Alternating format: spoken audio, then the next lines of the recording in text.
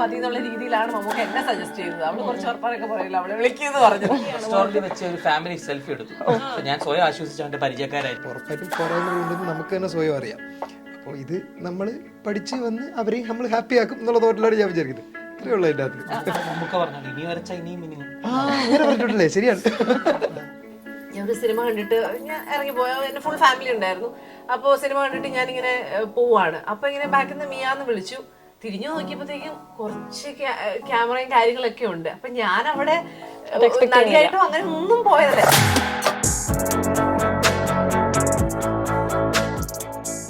The ഫോർത്തിനൊപ്പം Sreekanth Mohan, Miya George and Amit Mohan Rajeswari. സ്വാഗതം. Thank you. Sony ലിവിൽ സ്ട്രീമിങ്ങിന് ഒരുങ്ങുന്ന ജയ് മഹേന്ദ്രനാണ് ഏറ്റവും പുതിയ വിശേഷം പറയാനായിട്ടുള്ളത്. ജയ് മഹേന്ദ്രൻ എന്ന് പറയുന്ന ഒരു വെബ് സീരീസിന്റെ ഒരു കഥാ പരിസരം വരുന്നത് നമ്മൾ പലതവണ പല സിനിമകളിലായിട്ടും കണ്ടിട്ടുള്ള സർക്കാർ ഓഫീസും സർക്കാർ ജീവനക്കാരും അവരുടെ കെടുകാര്യസ്ഥതയും അത്തരം വിഷയങ്ങളൊക്കെ തന്നെയാണെന്നാണ് മനസ്സിലാക്കുന്നത്. അപ്പം ഇതേ വിഷയം മഹേന്ദ്രൻ പറയാൻ ഉദ്ദേശിക്കുന്ന ഏത് രീതിയിലായിരിക്കും? നമ്മൾ സർക്കാർ ഉദ്യോഗസ്ഥരെ ട്രോൾ ചെയ്യുന്ന രീതിയിലൊന്നും അല്ല ഇത് നമ്മൾ പിച്ച് ചെയ്തിരിക്കുന്നത്. ശരിക്കും ഈ താലൂക്ക് ഓഫീസിനെ ബേസ് ചെയ്താണ് നമ്മുടെ കഥ വരുന്നത്. 2019 ആണ് ഇതിൻ്റെ ഒരു ആദ്യത്തെ ഐഡിയ. ഇതിൻ്റെ റൈറ്റർ രാഹുൽ രുചി നായരാണ്, രാഹുലേട്ടനാണ്. അദ്ദേഹമാണ് ഇത് ഷോ റണ്ണറും. തന്നെയാണല്ലോ ബാലു. അപ്പം അദ്ദേഹത്തിന് ഒരു ബേസ് ഐഡിയ, അദ്ദേഹത്തിൻ്റെ ഒരു ലൈഫിൽ നടന്നൊരു ഇൻസിഡൻറ്റിൽ നിന്നും ഒരു ബേസ് ഐഡിയ ഉണ്ടായിരുന്നു, ഒരു കഥയുടെ ഒരു തിൻ ലൈൻ ഉണ്ടായിരുന്നു. അപ്പം ഇതെങ്ങനെ ഇത് പറയണം എന്നുള്ള ഡിസ്കഷനിൽ രാവിലെ തന്നെ ഒരു ഐഡിയ കൊണ്ട് നമുക്ക് താലൂക്ക് ഓഫീസുകളൊന്ന് കയറി നോക്കാം. കാരണം ഏറ്റവും കൂടുതൽ ഫുട്ഫോൾ ഉള്ള ഒരു ഗവൺമെന്റ് ഓഫീസാണ് താലൂക്ക് ഓഫീസ്. പോലീസ് സ്റ്റേഷൻ പോലെ തന്നെ 24 hours ഓപ്പൺ ആയിരിക്കുന്ന ഒരു ഗവൺമെന്റ് സ്ഥാപനമാണ്. അപ്പോൾ അവിടെ നിന്ന് പോയി അപ്പോൾ നമ്മൾ കുറച്ച് റവന്യൂ ഉദ്യോഗസ്ഥരോട് സംസാരിക്കുകയും അവിടെ താലൂക്ക് ഓഫീസ് വിസിറ്റ് ഒക്കെ ചെയ്തപ്പം നമുക്കൊരു ഐഡിയ കിട്ടിയെന്ന് വെച്ചാൽ ഇതൊരു വലിയ പൊട്ടൻഷ്യൽ ഉള്ളൊരു ലൊക്കേഷൻ തന്നെയാണ്. ഇവിടെ പല പല ജീവിതങ്ങൾ നടക്കുന്നുണ്ട്, പല ഓഫീസേഴ്സ് വരുന്നുണ്ട്. ഇതിൻ്റെ ഈ റവന്യൂ ഡിപ്പാർട്ട്മെൻറ്റ് ഇങ്ങനെ ഓരോ തസ്തികകൾ മുകളിലോട്ട് കയറുമ്പോഴും അതിൻ്റെ ഉത്തരവാദിത്തങ്ങൾ കൂടുന്നുണ്ട്, പ്രശ്നങ്ങൾ കൂടുന്നുണ്ട്. അപ്പം അങ്ങനെയാണ് ഇതിൻ്റെ ഒരു കഥാ സാഹചര്യം ഉണ്ടായി വരുന്നത്. മിയയ്ക്ക് ഇതിലുള്ള കഥാപാത്രം താലൂക്ക് ഓഫീസിൽ നിന്ന് പുറത്തിറങ്ങിയിട്ടുണ്ടെങ്കിൽ പിന്നെ കാണുന്നത് മിയന്റെ ഫ്രെയിം ആയിരിക്കും എന്നുള്ളതാണ്. മഹേന്ദ്രന്റെ വൈഫായിട്ടാണ് വരുന്നത്. മിയ ക്യാരിയിങ് ആയിട്ടാണ് സിനിമയിൽ കാണുന്നത്. എങ്ങനെയുണ്ടായിരുന്നു കഥാപാത്രം? കഥാപാത്രം എനിക്ക് എൻ്റെ അടുത്ത് നറേറ്റ് ചെയ്തപ്പോൾ എനിക്ക് മഹേന്ദ്രനും പ്രിയയും ആയിട്ടുള്ളൊരു അവരുടെ ഹസ്ബൻഡ് വൈഫ് റിലേഷനിൽ എനിക്ക് അതിലൊരു ബ്യൂട്ടി തോന്നി. രണ്ടുപേരും ഒരു കോൺട്രാസ്റ്റ് ആണ് എന്ന് പറയാം. ഒരാള് കുറച്ച് നുണയൊക്കെ പറയും, നിലനിൽപ്പിന് വേണ്ടിയിട്ട് ഓരോ നുണയൊക്കെ പറയും, കുറച്ച് മാനിപ്പുലേറ്റ് ചെയ്യും, അങ്ങനത്തെ ഒരു സ്വഭാവം ഉണ്ട് ആൾക്ക്. പക്ഷെ അതിന്റെ ഓപ്പോസിറ്റ് ആയിട്ട് സ്ട്രെയിറ്റ് ഫോർവേഡ് ആയിട്ടുള്ള നുണ പറയേണ്ട ആവശ്യമില്ല, പറ്റില്ല എന്നുള്ള കാര്യം പറ്റില്ല എന്ന് പറഞ്ഞാൽ മതി, നടത്തി തരാം എന്ന് പറഞ്ഞാൽ അങ്ങനെ എന്തിനാണ് ചെയ്യുന്നത്, അങ്ങനെയൊക്കെ ഉള്ളൊരു സ്ട്രെയിറ്റ് ഫോർവേഡ് ആയിട്ടുള്ളൊരു ക്യാരക്ടറാണ്. അപ്പൊ ഇവര് തമ്മിലുള്ളൊരു കോൺട്രാസ്റ്റ് ഉണ്ട്. അതേസമയം തന്നെ എന്താ പറയുന്നത്, എല്ലായിടത്തും എങ്ങനെയെങ്കിലൊക്കെ തടി തപ്പി ആള് കളിച്ച് നടക്കുന്ന മഹീന്ദ്രൻ ആകപ്പാടെ ഒന്ന് പിടിക്കപ്പെടുന്നത് മുട്ടുമടക്കുന്നത് ഈ വൈഫിന്റെ അടുത്താന്ന് പറയാം. അപ്പൊ അങ്ങനത്തെ കണ്ണിൽ നോക്കി കള്ളത്തരം കണ്ടുപിടിക്കുക എന്നൊക്കെ പറയില്ല. അപ്പൊ അങ്ങനത്തെ ഒരു സംഭവമൊക്കെ ആണ് ഈ ഹസ്ബൻഡും വൈഫും തമ്മിലുള്ള ഒരു റിലേഷൻഷിപ്പിന്റെ ബ്യൂട്ടി ആയിട്ട് എനിക്ക് ഫീൽ ചെയ്തത്. അപ്പോൾ എനിക്ക് എൻ്റെ അടുത്ത് നറേറ്റ് ചെയ്ത സീനുകളാണെങ്കിലും എനിക്ക് ഇഷ്ടപ്പെട്ടു. അതേപോലെ തന്നെ ഞാൻ സീരീസുകളുടെ ഒന്നും ഭാഗമായിട്ടില്ല. അപ്പോ എനിക്കും അങ്ങനെ ഒരു കാര്യം എക്സ്പ്ലോർ ചെയ്യണം എന്ന് എനിക്കൊരു ആഗ്രഹം തോന്നി. അപ്പോൾ അങ്ങനെയാണ് സോണി ലിവ് പോലത്തെ ഒരു നാഷണൽ OTT പ്ലാറ്റ്ഫോമിൽ നിന്ന് ഇതുപോലെ ഒരു നല്ല ഓപ്ഷൻ ഓഫർ വന്നപ്പോൾ എനിക്കത് ഡെഫിനറ്റ്ലി അത് എടുക്കണം എന്ന് തോന്നി. വാഴയ്ക്ക് ശേഷം അമിതിനെ ഫ്രെയിമിൽ കാണുകയാണ്, നമ്മൾ സ്ക്രീനിൽ കാണുകയാണ്, OTT ആണെങ്കിൽ കൂടി. എങ്ങനെയുണ്ട് പുതിയ ക്യാരക്ടർ? ഇതിലെ ക്യാരക്ടർ കുറച്ച് അപ്പൊ ആദ്യമായിട്ട് അഭിനയിച്ചിട്ടുണ്ടായിരുന്നത് ഇതിലാണ് അല്ലേ? ചോദ്യം മനസ്സിലായില്ല. ഷൂട്ട് ചെയ്ത ഓർഡറിൽ ഇതാണ് ആദ്യം ചെയ്തവർക്ക് ആണ്. ഇത് കഴിഞ്ഞിട്ടാണ് വാഴ ചെയ്തിട്ടുള്ളത്. ഇപ്പൊ വാഴയെ പറ്റിയുള്ള ചർച്ചകൾ ഇങ്ങനെ നടന്നുകൊണ്ടിരിക്കുകയാണ്. അതിനൊപ്പം തന്നെയാണ് അമിത് ഭാഗവത് മറ്റൊരു സീരീസ് കൂടി വരികയാണ്. അപ്പൊ അതിലുള്ള ഒരു എക്സ്പെക്ടേഷൻ എന്താ? അല്ല, ഇത് ഭയങ്കര എന്നെ സംബന്ധിച്ചിടത്തോളം എനിക്ക് തോന്നിയെന്ന് പറഞ്ഞാൽ ഇത് ഭയങ്കര റിലേറ്റ് ഈ പറയുന്ന ജീവിതത്തിൽ ആരെങ്കിലും ഒരിക്കലെങ്കിലും ഈ പറയുന്ന പോലെ ഒരു സർക്കാർ ഓഫീസിൽ എന്തെങ്കിലും, അതിപ്പോൾ താലൂക്ക് ഓഫീസ് എന്നല്ല, ഇതുമായിട്ട് റിലേറ്റഡ് ആയിട്ട് എല്ലായിടത്തും പ്രോസസ്സ് ഇതിൻ്റെ അല്ലെങ്കിൽ വേറൊരു ഫോർമാറ്റിലായിരിക്കും നടക്കുന്നത്. അപ്പോൾ ഉറപ്പായിട്ടും അവർ പാസ് ചെയ്തിട്ടുണ്ടാവും. അപ്പോൾ ഡെഫിനറ്റ്ലി ഇതിൽ റിലേറ്റ് ചെയ്യാൻ ഒരുപാട് സാധനങ്ങളുണ്ടാവും. അതുപോലെ തന്നെ റിലേറ്റബിൾ ആയിട്ടുള്ള ക്യാരക്ടറാണോ എൻ്റെ എനിക്കറിയില്ല. പക്ഷേ ഞാനൊരു പർട്ടിക്കുലർ സാഹചര്യത്തിൽ അവിടോട്ട് വരുന്നതാണ്. അവിടെ വന്ന് അവിടെ വേറൊരു സിറ്റുവേഷൻ നടക്കുമ്പോഴാണ് ഞാൻ വരുന്നത്. സൈജു ചേട്ടൻ ചെയ്ത മഹേന്ദ്രൻ എന്ന് പറഞ്ഞ കഥാപാത്രം എന്നുവെച്ചൊരു അഴിമതിക്കാരനല്ല, കണ്ണിങ് ആയിട്ടുള്ള ആളുടെ കാര്യങ്ങൾ നടത്തിയെടുക്കാൻ കഴിവുള്ള സ്ട്രീറ്റ് സ്മാർട്ട് ആയിട്ടുള്ള ഒരു വ്യക്തിയാണ്. അപ്പൊ അത് ഈ സിസ്റ്റം നമ്മൾ ഒരിക്കലും ഒരു ആൾക്കാരെ അല്ലെ ഉദ്യോഗസ്ഥരെ മോശക്കാരായിട്ട് കാണിക്കുക എന്നുള്ളതല്ല നമ്മുടെ ഉദ്ദേശം. അപ്പം ഈ സിസ്റ്റം കൊണ്ടുവരുന്ന കുറച്ച് ഗൈഡ് ലൈൻസുകളും എല്ലാം അത് സ്ട്രിക്ട്ലി ഫോളോ ചെയ്യണം എന്ന് വരുമ്പോൾ ചിലപ്പോൾ ഇവർക്ക് ഒന്നും ചെയ്യാൻ പറ്റാതെ വരും, ഇവർക്ക് ഇനാക്ഷനിലേക്ക് പോകേണ്ടി വരും. അപ്പൊ അത് പക്ഷേ ഇവര് സാധാരണക്കാരാണല്ലോ, ജോലി ചെയ്യുന്നവരും മനുഷ്യരാണ്. പക്ഷെ അവർക്ക് അതിപ്പോൾ ആൾക്കാർ ഒരാൾ മുമ്പിൽ വരുമ്പം അവർക്ക് ഇല്ല ഞാൻ ഇത് ചെയ്യില്ല കാരണം എനിക്കിങ്ങനെ എന്റെ ഗൈഡ് ലൈനിൽ ഇത് പറഞ്ഞിട്ടില്ല എന്ന് പറയാൻ പറ്റില്ല. അപ്പൊ അവരെന്തെങ്കിലുമൊക്കെ കാര്യങ്ങൾ അവിടെ ഇവിടെയൊക്കെ ഒരു ചെറിയ മാനിപ്പുലേറ്റ് ചെയ്യല്ല, ചെറിയൊരു ചേഞ്ച് ഒക്കെ അവിടെ അവരെ കാര്യം നടത്തി കൊടുക്കും. നമ്മളിപ്പോ പല ഓഫീസിൽ പോകുമ്പോഴും അങ്ങനെയാണ് അവർ ചെയ്യുന്നത്. ചിലപ്പോൾ നമ്മൾ കൊണ്ടുവരുന്ന സെറ്റപ്പിനകത്ത് ഒരു പേപ്പർ ആവശ്യം ഉണ്ടാവും, പക്ഷെ നമ്മൾ കൊണ്ടുവന്നില്ലെങ്കിൽ അവർ കാര്യം നടക്കട്ടെ ഇയാളുടെ എന്ന് ചോദിച്ചാൽ ചിലപ്പോൾ അവർ ചെയ്തു തരുന്നുണ്ടാവും. അപ്പൊ അങ്ങനത്തെ ഒരു കഥാപാത്രമാണ് മഹേന്ദ്രന്റെ. അപ്പം അമിത്തിന്റെ എന്ന് വെച്ചാൽ അങ്ങനെ സിറ്റുവേഷൻ വരുമ്പോൾ മഹേന്ദ്രന്റെ ചെറിയ രീതിയിൽ ഇതിലും ഈ പറയുന്ന പോലെ ഒരു ഒപ്പിട്ട് കൊടുത്തതിന്റെ പേരിലൊക്കെ ഉണ്ടാവുന്ന ഒരു പ്രശ്നത്തെയാണല്ലോ സിനിമ സൂചിപ്പിക്കുന്നത്. അപ്പോൾ നമ്മളിപ്പോൾ മൊത്തത്തിൽ സർക്കാർ ഉദ്യോഗസ്ഥരെ പറ്റിയിട്ടുള്ള കഥകൾ വരുന്ന സമയത്ത് അവരുടെ അഴിമതിയൊക്കെയാണ് കൂടുതലായിട്ട് ചർച്ച ചെയ്യപ്പെടുന്നത്. ഫോൾഡറിലാണ് നമ്മൾ കാണുന്നത്. പോലീസുകാരെല്ലാം അഴിമതിക്കാരല്ലേ, സർക്കാർ ഉദ്യോഗസ്ഥരാണെങ്കിൽ അവരെല്ലാം അഴിമതിക്കാര്. ഇവര് 3 ഡിപ്പാർട്ട്മെന്റിനെ പെട്ടെന്ന് അടച്ചാക്ഷേപിക്കുന്നത്. നമുക്ക് ഏറ്റവും കൂടുതൽ ഇന്ററാക്ട് ചെയ്യുന്ന ആൾക്കാരാണ് നമ്മൾ സാധാരണക്കാര്, ഏറ്റവും കൂടുതൽ ഇന്ററാക്ട് ചെയ്യുന്ന ആൾക്കാരാണ് ഈ പോലീസുകാരും സർക്കാർ ഉദ്യോഗസ്ഥരും ഒക്കെ. അപ്പൊ അവരെ നമുക്ക് എളുപ്പമാണ് സിനിമയിലാണെങ്കിലും ഏത് വേറെ മീഡിയത്തിലാണെങ്കിലും കഥകളിലാണെങ്കിലും ഇവരെ അങ്ങ് മോശക്കാരായിട്ട് കാണിക്കാൻ. പക്ഷെ നമ്മൾ അങ്ങനെ കാണിച്ചിട്ടില്ല എന്നാണ് ഞാൻ വിശ്വസിക്കുന്നത്. പക്ഷെ എങ്കിലും ഈ പറയുന്ന കൈക്കൂലി വാങ്ങാന്നൊക്കെ പറയുന്ന സ്ഥിരം നടക്കാറുള്ള കുറച്ച് കാര്യങ്ങളെല്ലാം സിനിമയിൽ ഉൾപ്പെടുത്തേണ്ടി വന്നിട്ടുണ്ടല്ലോ. അപ്പോൾ അതിനെ എത്രത്തോളം നമുക്കിപ്പോൾ ഈ പറയുന്ന ഇവരുടെ ഒരു നിസ്സഹായ അവസ്ഥയെ കാണിക്കാൻ പറ്റിയിട്ടുണ്ടെന്നാണ് തോന്നിയിട്ടുള്ളത്? കൈക്കൂലി വാങ്ങിക്കുക എന്നുള്ളത് നമുക്ക് പൂർണ്ണമായി അവോയ്ഡ് ചെയ്യാൻ പറ്റില്ല. കാരണം നമ്മൾ ഇങ്ങനെ ന്യൂസുകളും കേൾക്കുന്നുണ്ട്. ഇപ്പം ഒരു സർട്ടൻ ഏരിയയിലെ കഥകൾ പറയുമ്പോൾ നമുക്ക് അതിനകത്ത് എല്ലാം ഇതിനകത്ത് പിക്ക് ചെയ്യേണ്ടി വരും. പ്രത്യേകിച്ച് ഒരു വെബ് സീരീസ് ആകുമ്പോൾ നമുക്ക് ലോങ് ഫോർമാറ്റ് സ്റ്റോറി ടെല്ലിംഗ് ആണ്. നമുക്ക് 2 മണിക്കൂർ തീർക്കണം എന്നില്ല, 1.25 മണിക്കൂർ തീർക്കണം എന്നില്ല. അപ്പൊ നമുക്ക് കുറച്ച് കഥകൾ, പല ആൾക്കാരുടെയും കഥകൾ ഇൻസിഡൻസ് ക്രിയേറ്റ് ചെയ്യാം, നമുക്ക് കുറച്ച് ക്യാരക്ടറിനെ എക്സ്റ്റെൻഡ് ചെയ്ത് പറയാം. അങ്ങനെ ഒരു പോസിബിലിറ്റി ഉണ്ട് നമുക്ക്. അപ്പോൾ നമ്മൾ ഈ തൊട്ടാൽ പൊള്ളുന്ന വിഷയങ്ങളിൽ തൊടുന്ന സമയത്ത് അത് ഏത് ലെവൽ വരെ നമുക്ക് അതിൽ ചർച്ച ചെയ്യാം അല്ലെങ്കിൽ അതിനെ വിമർശിക്കാം എന്നൊരു ചിന്ത ഉണ്ടായിരുന്നു? സോണി ലിവിന്റെ സൈഡിൽ നിന്ന് ഒരു ഭയങ്കരമായ സപ്പോർട്ട് ഉണ്ടായിരുന്നു. ഇതിനകത്ത് അങ്ങനത്തെ ഹർട്ട് ചെയ്യേണ്ട കാര്യമൊന്നുമില്ല, ഇതൊക്കെ പറയേണ്ട കാര്യമാണ്. ഇതിനകത്ത് നമുക്കൊരു വലിയ പോസിബിലിറ്റി ഉണ്ട്. കാരണം ഈ എല്ലാവരും മിക്സായി വരുന്നതാണ് നമ്മൾ ഈ കാണുന്ന സമൂഹവും സൊസൈറ്റിയും എല്ലാം. അപ്പം ആ കഥ പറയാം, എന്തുകൊണ്ട് പറയരുത് എന്ന് അവരുടെ സൈഡിൽ നിന്നൊരു സപ്പോർട്ട്, സോണിയുടെ സൈഡിൽ നിന്നൊരു സപ്പോർട്ട് ഉള്ളതുകൊണ്ടാണ് നമുക്ക് ഭയങ്കര ഒരു ധൈര്യം വന്നത്. ഹരിചന്ദ്രൻ എന്ന് പറയുന്ന ക്യാരക്ടർ അയാൾ ഭയങ്കര ആക്ടിവിസ്റ്റ് ആണ്, പക്ഷെ അയാൾ കൈക്കൂലി വാങ്ങുന്ന ഒരു രംഗം കൂടി ഉൾപ്പെടുത്തിയിട്ടുണ്ട്. അപ്പൊ അതിലെന്തോ ഒരു ചേരായിക വന്നതുപോലെ തോന്നിയിരുന്നു. അത് നമ്മള് മഹേന്ദ്രന്റെ ഒരു കഥയാണ് പറയുന്നത്. അപ്പൊ മഹേന്ദ്രന്റെ ഓപ്പോസിറ്റ് വരുന്ന കുറച്ച് ആൾക്കാരെ നമുക്കൊരു അറ്റ്ലീസ്റ്റ് ഭയങ്കര മോശക്കാരല്ലെങ്കിൽ പോലും ഒരു ഗ്രേ ആയിട്ടുള്ള ഷെയ്ഡിൽ നമുക്ക് കാണിക്കാൻ ആവശ്യം വരുന്നുണ്ട് കഥയുടെ രീതിയിൽ. അപ്പം അതുകൊണ്ട് നമ്മള് അങ്ങനെ ഉൾപ്പെടുത്തേണ്ടി വന്നതാണ്. നമ്മൾ പുറമെ ആൾക്കാർ ചിലവര് അയാള് ഭയങ്കര മറ്റേ മരം കുഴിച്ചു വെക്കുന്നു, അയാൾ നല്ലൊരാളാണ് എന്നൊരു ജഡ്ജ്മെന്റ് ഉണ്ടല്ലോ. പക്ഷെ അല്ലെ, ഇയാള് പുറമേ കാണുന്ന ഇയാൾ വലിയ ആക്ടിവിസ്റ്റ് ആണ്, ഇയാള് നല്ലയാളാണ് എന്നല്ല. പക്ഷെ തിരുശീലയുടെ പുറകിൽ നമ്മൾ ആൾക്കാർ എന്തൊക്കെയാ ചെയ്യുന്നത് നമുക്ക് അറിയില്ലല്ലോ. മീക്ക് സുഹാസിനിമായിട്ടുള്ള കോമ്പിനേഷൻ സീൻ ഉണ്ടായിരുന്നു. അതുപോലെ മാമിന് ഇതിലൊക്കെ ഒരുപാട് എക്സ്പീരിയൻസ് ഉള്ള ആളാണ്. അവർക്ക് എന്തെങ്കിലും തരാൻ പറ്റിയിട്ടുണ്ടോ നിങ്ങൾക്ക് അഭിനയത്തിൽ? സുഹാസിനി മാമായിട്ടുള്ള സീൻ ഞാൻ തീർച്ചയായിട്ടും ചെറിഷ് ചെയ്യുന്ന ഒരു കാര്യമാണ്. നമുക്ക് എല്ലാവർക്കും ഒത്തിരി ഇഷ്ടമുള്ളൊരു ആക്ടറാണ്. അപ്പോൾ എനിക്ക് അധികമില്ല, വളരെ കുറച്ചാണെങ്കിലും എനിക്ക് മാമിൻ്റെ കൂടെ ഒരു കോമ്പിനേഷൻ കിട്ടി എന്നുള്ളതാണ് എൻ്റെ ഒരു സന്തോഷമുള്ളൊരു ഫാക്ടർ. അപ്പോൾ ഞാൻ നോക്കുകയായിരുന്നു ഇത്രയും സീനിയർ ആയിട്ടുള്ള, ഇത്രയും എക്സ്പീരിയൻസ്ഡ് ആയിട്ടുള്ള ഒരു ആക്ടർ എങ്ങനെയാണ് സീൻ ചെയ്യുക എന്നൊക്കെ ഉള്ളത് ഞാനും ഇങ്ങനെ നോക്കി പഠിക്കുകയായിരുന്നു.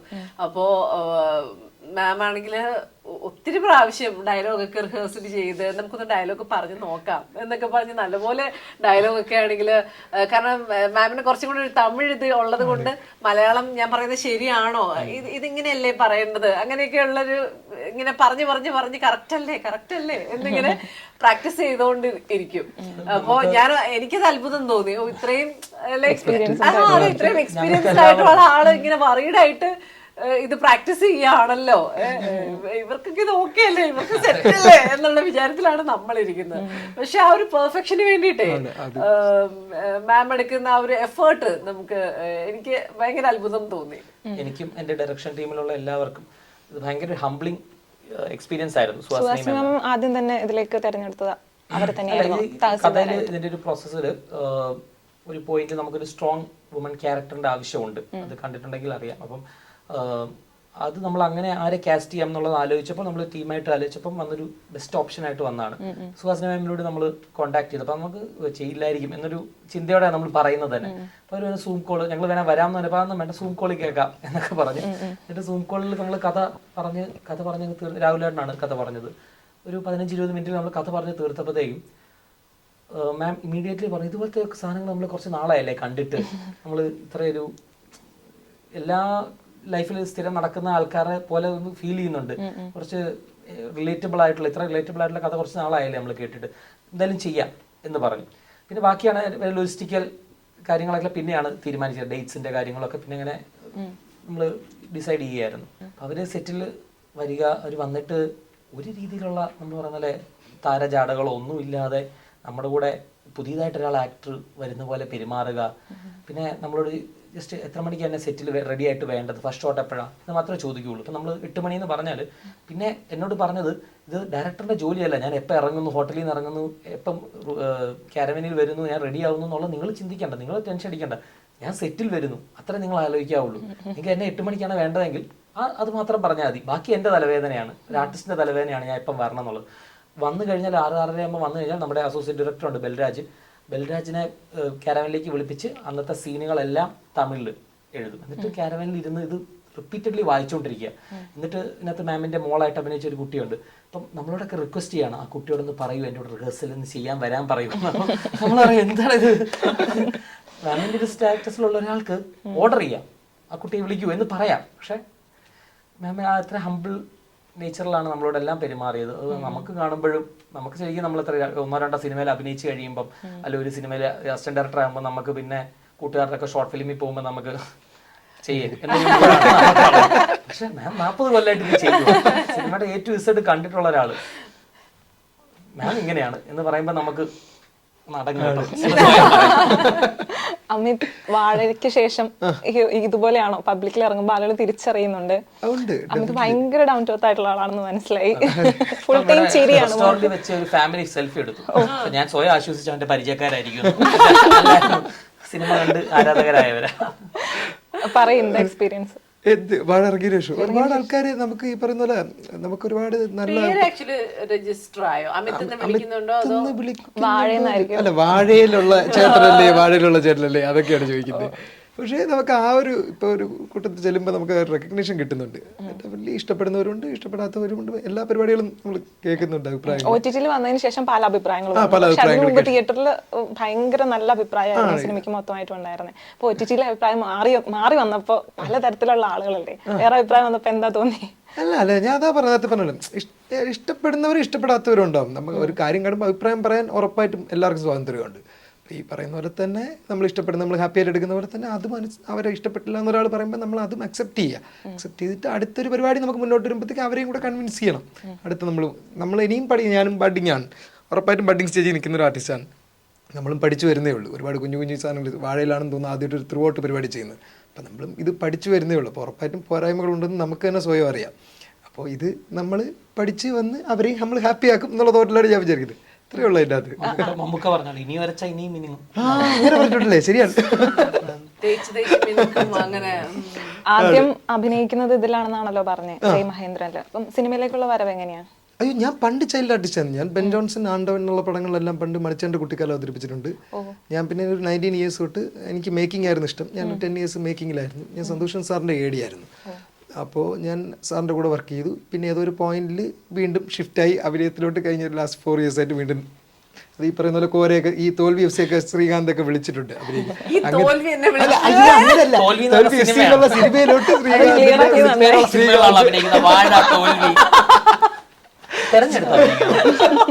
ശ്രീകാന്ത് അങ്ങനെ വീണ്ടും വന്ന് ഇപ്പൊ വീണ്ടും അഭിനയിച്ചു പോകുന്നത്. ഇപ്പൊ അപ്പൊ യഥാർത്ഥത്തിൽ എന്താ സിനിമയിൽ ഏത് ഫീൽഡിലായിരിക്കും ഇഷ്ടം? എനിക്ക് പറ്റുന്ന പണി എല്ലാം ചെയ്യണമെന്ന് ഭയങ്കര ആഗ്രഹമുണ്ട്.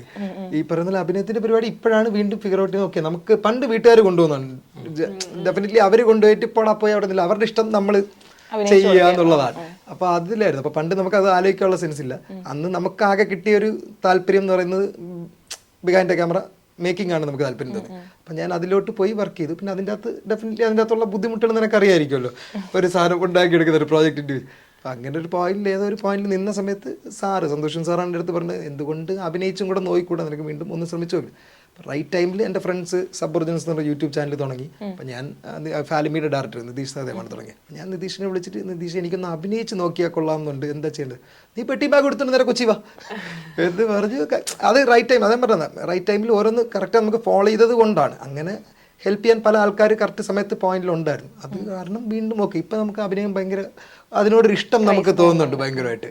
അപ്പോൾ അതിങ്ങനെ ഓരോന്ന് ഫിഗർ ഔട്ട് ചെയ്ത് വരികയാണ്. അപ്പം ഓൺലൈൻ മീഡിയ നായികമാരോട് അല്ലെങ്കിൽ സിനിമയിൽ നിൽക്കുന്ന സ്ത്രീകളായിട്ടുള്ള ആക്ടേഴ്സിനോട് ബിഹേവ് ചെയ്യുന്ന രീതിയിലൊരു ബോളിവുഡ് സ്റ്റൈൽ വന്നിട്ടുണ്ട്, ഒരു പാപ്പരാസി സ്വഭാവം എന്നൊക്കെ പറയും. എന്ന് വെച്ചാൽ എവിടെ വെച്ച് കണ്ടാലും അവരെ ഫോണിൽ ക്യാപ്ചർ ചെയ്യുക എന്നുള്ളത്, അവരുടെ പ്രൈവസിയിൽ ഇടപെടുക എന്നുള്ളത്. അപ്പോൾ അതൊക്കെ എത്രത്തോളം ഒരു ബുദ്ധിമുട്ടായിട്ട് തോന്നിയിട്ടുണ്ട്? ചില സമയത്ത് നമ്മൾ ഫാമിലി ആയിട്ട് പോകുന്ന സമയത്തും നമ്മൾ ഇതുമായിട്ട് നമ്മുടെ ജോലിയായിട്ട് അല്ലെങ്കിൽ ഒരു സിനിമാ നടിയായിട്ട് പോവാത്ത സ്ഥലങ്ങളിലേക്കും സംടൈംസ് ഇങ്ങനെ ഓടിക്കേറി വരുന്ന പോലെ തോന്നിയിട്ടുണ്ട്. ഇപ്പൊ ഒരു സാധാരണ ഓഡിയനെ പോലെ ഞാൻ ഇപ്പൊ കഴിഞ്ഞ ദിവസം ഞാൻ ഒരു സിനിമ കണ്ടിട്ട് ഞാൻ ഇറങ്ങിപ്പോയ, എന്റെ ഫുൾ ഫാമിലി ഉണ്ടായിരുന്നു. അപ്പോൾ സിനിമ കണ്ടിട്ട് ഞാനിങ്ങനെ പോവാണ്. അപ്പൊ ഇങ്ങനെ ബാക്കിൽ നിന്ന് മിയാന്ന് വിളിച്ചു. തിരിഞ്ഞു നോക്കിയപ്പോഴത്തേക്കും കുറച്ച് ക്യാമറയും കാര്യങ്ങളൊക്കെ ഉണ്ട്. അപ്പൊ ഞാൻ അവിടെ നടിയായിട്ടും അങ്ങനെ ഒന്നും പോയതല്ല, ഞാനൊരു സാധാരണ ആളെപ്പോൾ ഞാനൊരു സിനിമ കണ്ടിട്ട് ഞാൻ എന്റെ കൊച്ചിനെയൊക്കെ ആയിട്ട് ഞാൻ തിരിച്ച് എന്റെ കാറിലേക്ക് പോകുന്ന സമയത്താണ്. അപ്പൊ അത് വളരെ അൺഎക്സ്പെക്റ്റഡ് ആയിരുന്നു. ഞാൻ അവിടെ അങ്ങനെ ഒരു മാനസികാവസ്ഥയിലും അല്ല പോയിരിക്കുന്നത്. പക്ഷെ അവിടെയും നമ്മുടെ അടുത്ത് പറയോ അങ്ങനെ ഒന്നുമില്ല. നമ്മളൊന്ന് പ്രിപ്പയർ ആവാനോ അങ്ങനത്തെ ഒന്നിനും പ്രിപ്പറേഷൻ എന്ന് വെച്ച് കഴിഞ്ഞാൽ മേക്കപ്പ് ഇടുക, അങ്ങനെയൊന്നും അല്ല. നമ്മൾ അവിടെ അങ്ങനെ ഒരു പ്രതീക്ഷിക്കുന്നില്ല. നമ്മൾ അങ്ങനെ ഒരു സ്റ്റേറ്റ്മെന്റ് കൊടുക്കാനോ അങ്ങനത്തെ ഒരു ഇതിനും അല്ല പോയിരിക്കുന്നത്. പക്ഷെ അങ്ങനെ നമ്മൾ തീരെ പ്രതീക്ഷിക്കാത്ത, നമ്മൾ വളരെ പ്രൈവറ്റ് ആയിട്ട് പോകുന്ന സമയങ്ങളിൽ പോലും സംടൈംസ് ഇതുപോലത്തെ ഇങ്ങനെ വരാറുണ്ട്.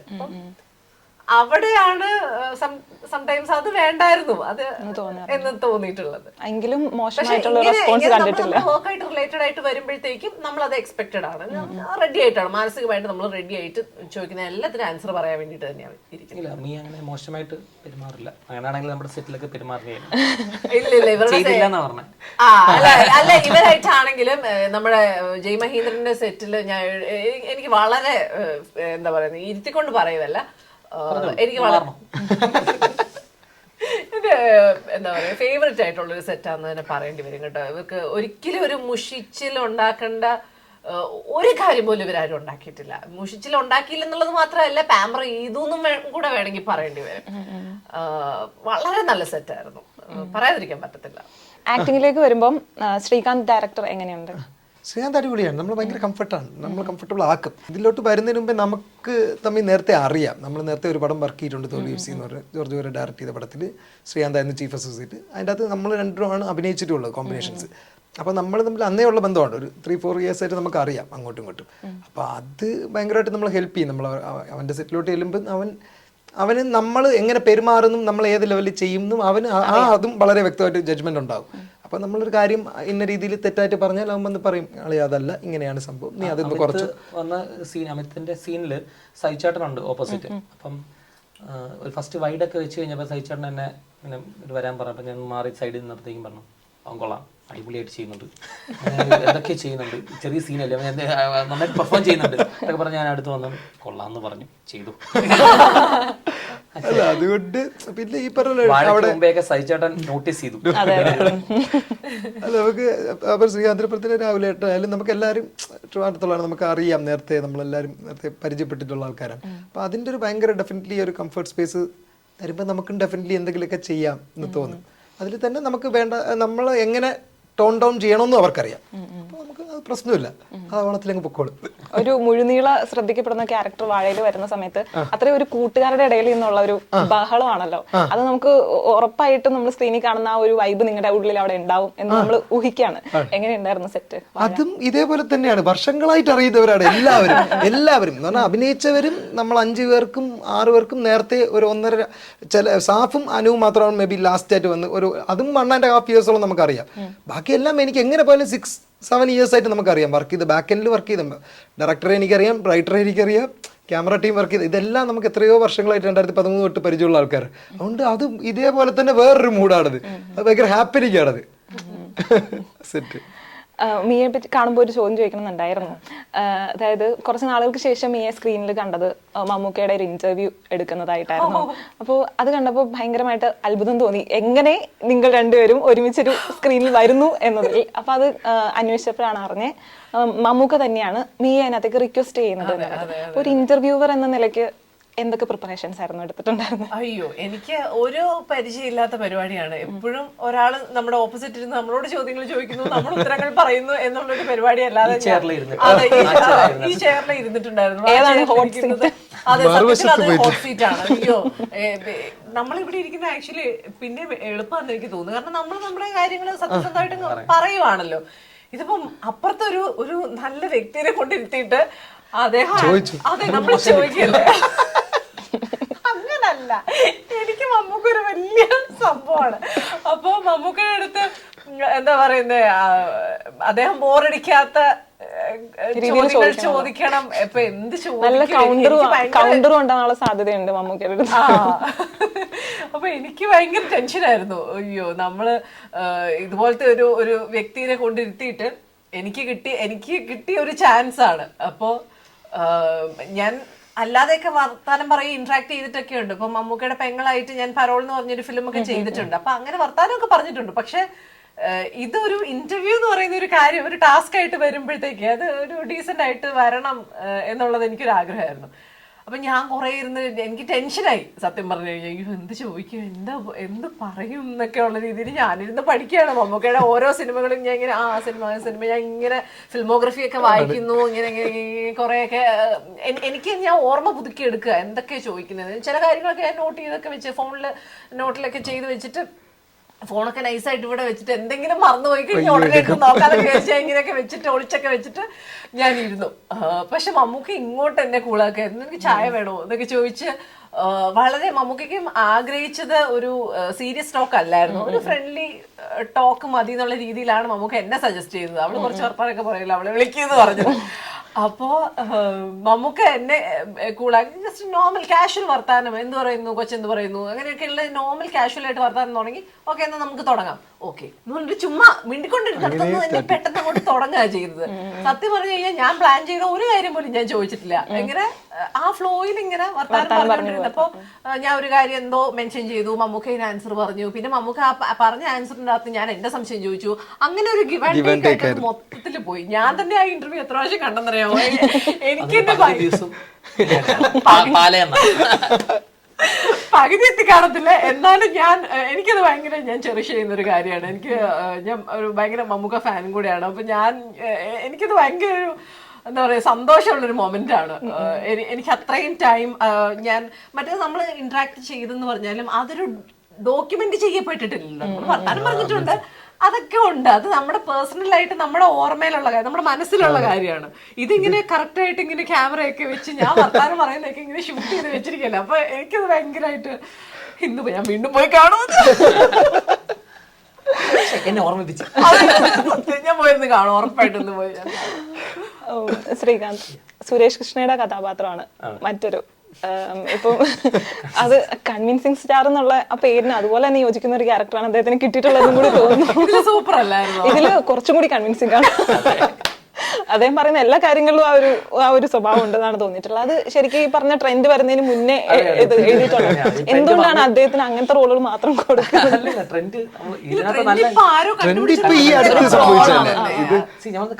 പക്ഷെ അതിലൊരു സെന്റൻസ് കൂടി പറയുന്നില്ലേ, എന്തോ ലാസ്റ്റ് ഒരു ഇംഗ്ലീഷ് സെന്റൻസ് പറയുന്നുണ്ടല്ലോ, You are my- you are my മാൻ എന്ന് പറയുന്നുണ്ട്. ആ ട്രെയിലറിൽ വെച്ചിട്ടുണ്ട്. അത് സുരേഷ് കൃഷ്ണ അതിനകത്തൊരു തഹസിൽദാർ ആണ്. അപ്പം അതിനകത്ത് സൈജു കുറുപ്പ് ഡെപ്യൂട്ടി തഹസിൽദാറായിട്ട് ഒരു ചെറിയ ഇഷ്യൂ കാരണം ഓഫീസിൽ നിന്ന് മാറി നിൽക്കുന്ന സമയത്ത് തഹസിൽദാറായിട്ട് വരുന്ന ആളാണ്. അപ്പം ആ ക്യാരക്ടറിനെ നമ്മൾ വെച്ചിരിക്കുന്നത് ഒരു എല്ലാവരോടും യു ആർ മൈ മാൻ എന്ന് പറഞ്ഞ് കൺവിൻസ് ചെയ്യുന്ന ഒരു രീതിയിലാണ് ക്യാരക്ടർ ഉള്ളത്. അപ്പൊ വേറെ ഒരു ആക്ടറിന്റെ എല്ലാ ആക്ടറിന്റെ ബേസിക് ജോലിയാണ് കൺവിൻസ് ചെയ്യാന്നുള്ളത്. എല്ലാ ക്യാരക്ടറിനെ അങ്ങനെ ചെയ്യുന്നതുകൊണ്ട് ഇപ്പൊ കൺവിൻസിങ് സ്റ്റാർ ആയി. ട്രെൻഡിങ് ആയി കഴിഞ്ഞപ്പോ നമ്മള് നോക്കിയപ്പോ നമ്മുടെ എഡീസ് ഒക്കെ എടുത്ത് നോക്കിയപ്പോ ശരിയുള്ള നമ്മുടെ പറയുന്നുണ്ട്. വേറൊരു തരം ക്യാരക്ടർ ആയിരുന്നെങ്കിൽ ചിലപ്പോൾ ഇത്ര അധികം ചർച്ച ചെയ്യപ്പെടില്ലായിരുന്നു ചിലപ്പോൾ ഈ ക്യാരക്ടർ. സുരേഷേട്ടൻ നമ്മള് പ്രൊമോഷൻസിന് വരാൻ വേണ്ടി ഞാൻ വിളിച്ചപ്പോഴത്തേക്കും എൻ്റെ കൂട്ടുകാരൻ അടുത്തുണ്ടായിരുന്നു. അപ്പോൾ ഞാൻ ഇപ്പം കാണിച്ചു തരാടാ, ഞാൻ പുള്ളിയെ കൊണ്ടുവരും എന്നൊക്കെ പറഞ്ഞ് വിളിച്ച് കഴിഞ്ഞപ്പോൾ പറഞ്ഞു, ശ്രീകാന്ത് ഞാൻ നൈറ്റ് ഷൂട്ടിലാണ്, ഞാൻ ഇത്രയും ദിവസമായിട്ട് നൈറ്റ് ഷൂട്ടിൽ ഉറങ്ങിയിട്ടില്ല, 6 മണി വരെ രാവിലെ 6 മണി വരെ ഷൂട്ടിലാണെന്നൊക്കെ പറഞ്ഞു. ചേട്ടൻ വരണ്ട എന്നുകൊണ്ട് ഞാൻ കട്ട് ചെയ്തു. പുള്ളി നിന്നെയും കൺവിൻസ് ചെയ്യറാം. കൂട്ടുകാരൻ പറഞ്ഞു പുള്ളി നിന്നെയും കൺവിൻസ് ചെയ്യറാം. അദ്ദേഹത്തിന് മറ്റേ മാവേലി വേഷമൊക്കെ നല്ല കോമഡി ആയിട്ടുണ്ട്. ശരിക്കും ഒരു സർക്കാർ ഓഫീസിൽ അത്രയോ ഓണാഘോഷം നടക്കാറുണ്ടോ? ഉണ്ടല്ലേ? അത്രയോ ഓണത്തപ്പനെയൊക്കെ ജോലിയെ ബാധിക്കാത്ത രീതിയിൽ ഇവർക്ക് ഓണാഘോഷം എല്ലാ ആഘോഷങ്ങളും നടത്താം. തഹസിൽദാരൊക്കെ മാവേലിയുടെ വേഷത്തിൽ നിൽക്കണം. അപ്പൊ ഇതൊക്കെ ഒറിജിനലായിട്ട് നടക്കും. അല്ല നമ്മൾ ഞാൻ ഈയിടെ പാസ് ഇങ്ങനെ വഴിയില് ലൈക് ട്രാവൽ ചെയ്തോണ്ടിരുന്നപ്പോഴത്തേക്കും പൂക്കളൊക്കെ വെച്ച് അലങ്കരിച്ചിട്ടൊക്കെ ഉണ്ടായത് പോലീസ് സ്റ്റേഷൻ പോലും ഓണത്തിന്. അതല്ല, അത് നമ്മള് സിനിമാറ്റിക് ആയിട്ട് എല്ലാം കോമഡിക്ക് വേണ്ടി ഒന്ന് കുറച്ച് കൂട്ടിയിട്ടുണ്ട്. അതെങ്ങനെ വന്നിട്ടുണ്ടെന്ന് കാണാം. എന്തായാലും OTT-ൽ ഒരു ഹിറ്റ് ആവട്ടെ. Jai Mahendran, all the best. Thank you so much.